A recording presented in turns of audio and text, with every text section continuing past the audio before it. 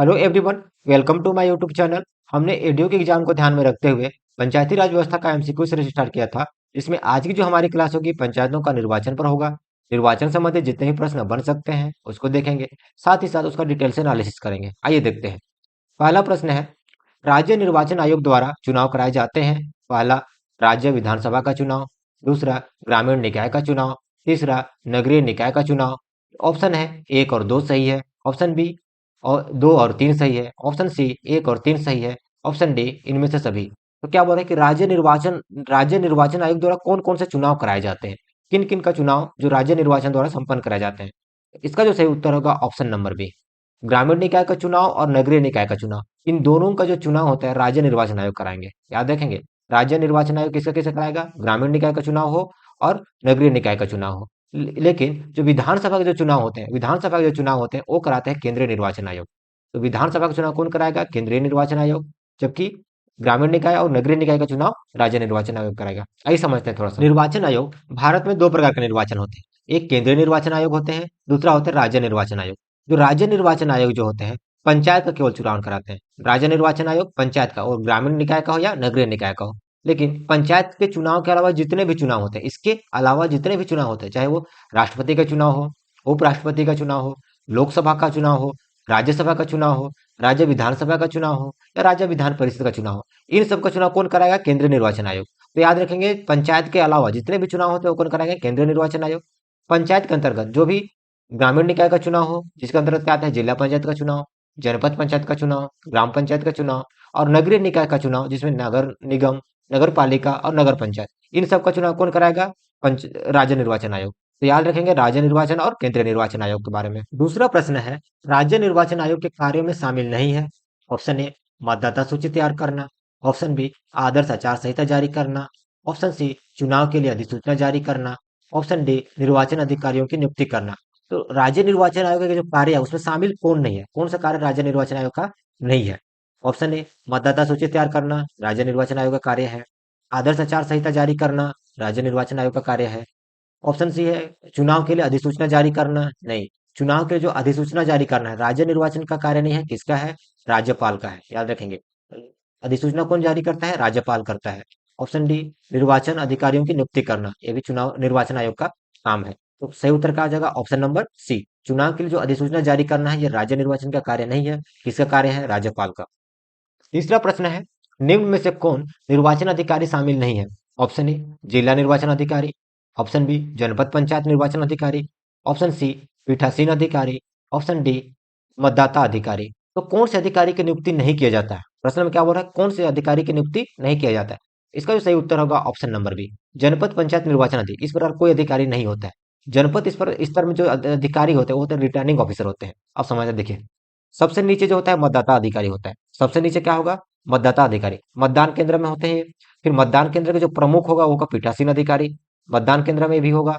इसके अलावा जनपद पंचायत स्तर में हो जाएगा रिटर्निंग ऑफिसर होगा। तो जनपद पंचायत स्तर में जो अधिकारी होते हैं उसको रिटर्निंग ऑफिसर कहते हैं, ना कि जनपद पंचायत निर्वाचन अधिकारी। और जिला स्तर में जो अधिकारी होते हैं वो क्या होंगे, जिला निर्वाचन अधिकारी। तो जिला स्तर का हो जाएगा, ये हो जाएगा जनपद स्तर का, जनपद स्तर का, और ये मतदान केंद्र में हो जाएंगे। तो चार अधिकारी याद रखेंगे, जिला निर्वाचन अधिकारी, रिटर्निंग अधिकारी, पीठासीन अधिकारी, मतदाता अधिकारी। ये दोनों है मतदान केंद्र में होते हैं। चौथा प्रश्न है, राज्य निर्वाचन आयोग द्वारा जमानत कब जब्त कर लिया जाता है, यदि जो उम्मीदवार है कम से कम कितना वोट ना मिले या नाम प्राप्त कर सके तो उसका जो जमानत राशि है वो जब्त कर लिया जाएगा। ऑप्शन ए, कुल वैध मतों का 1/2 हिस्सा ना प्राप्त कर सके। ऑप्शन बी, कुल वैध मतों का 1/3 हिस्सा ना प्राप्त कर सके। ऑप्शन सी, कुल वैध मतों का 1/6 हिस्सा ना प्राप्त कर सके। ऑप्शन डी, कुल वैध मतों का 1/10 हिस्सा ना प्राप्त कर सके।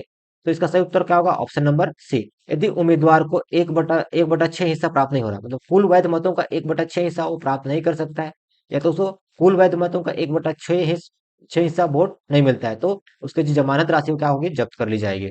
पांचवा प्रश्न है, राज्य निर्वाचन आयोग द्वारा जमानत राशि कब वापस कर दिया जाता है। ऑप्शन ए, प्रत्याशी कुल वैध मतों का 1/6 हिस्सा प्राप्त कर ले। ऑप्शन बी, यदि मतदान से पूर्व प्रत्याशी की मृत्यु हो जाए। ऑप्शन सी, यदि उसका नाम प्रत्याशी सूची में शामिल ना हो। ऑप्शन डी, इनमें से सभी। क्या बोल रहा है, राज्य निर्वाचन आयोग द्वारा जमानत राशि कब वापस कर दिया जाएगा, किन किन स्थिति में उसको पैसा वापस कर दिया जाएगा।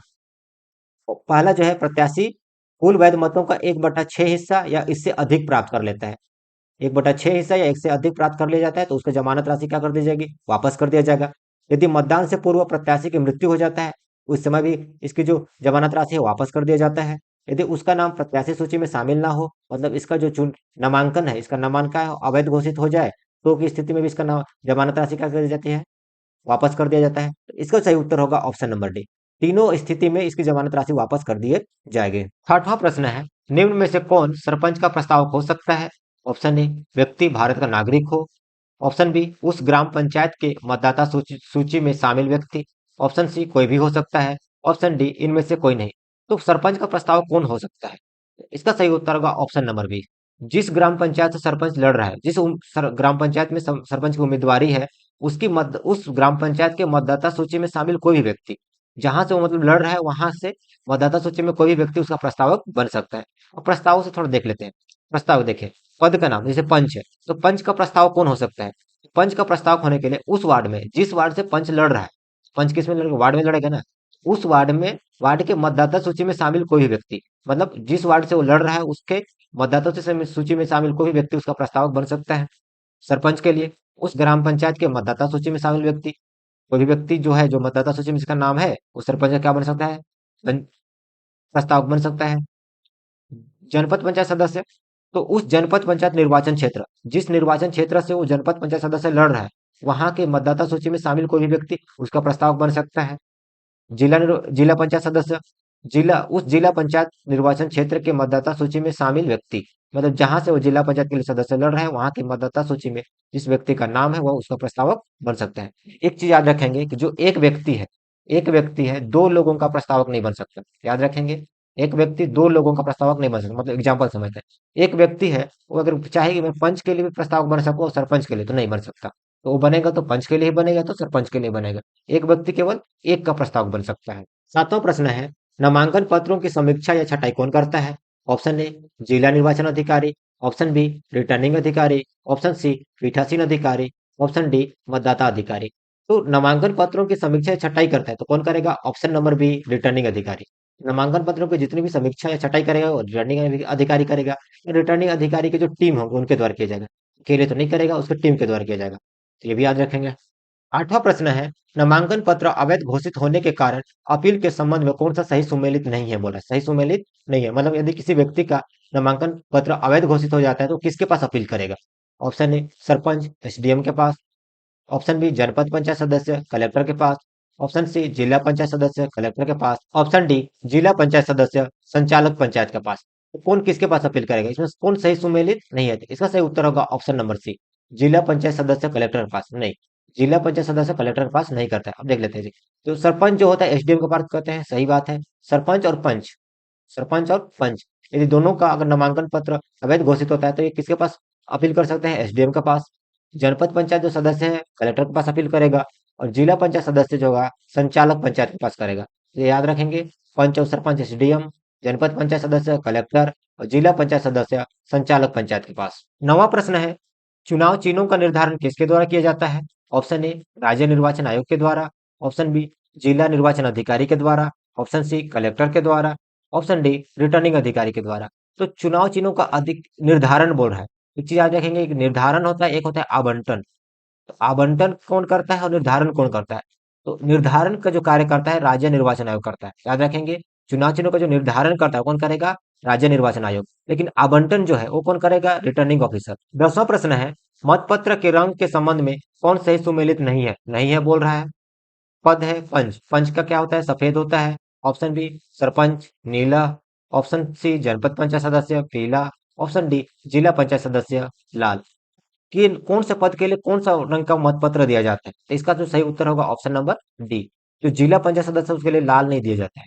किस कलर का दिया जाएगा? तो गुलाबी। याद रखेंगे, किसका किस कलर का दिया जाएगा? गुलाबी। अब देख लेते हैं, पंच के लिए क्या होता है? सफेद रंग का मतपत्र होता है। सरपंच के लिए नीला रंग का होता है। जनपद पंचायत सदस्य के लिए पीला रंग का होता है, जबकि जिला पंचायत सदस्य के लिए गुलाबी रंग का होता है। आज की क्लास हम यही समाप्त कर रहे हैं। यदि क्लास अच्छा लगा हो तो चैनल सब्सक्राइब कर लीजिए तथा बेल आइकन प्रेस कर लीजिए, ताकि आगे आने वाली क्लास की नोटिफिकेशन आप तक पहुंच सके।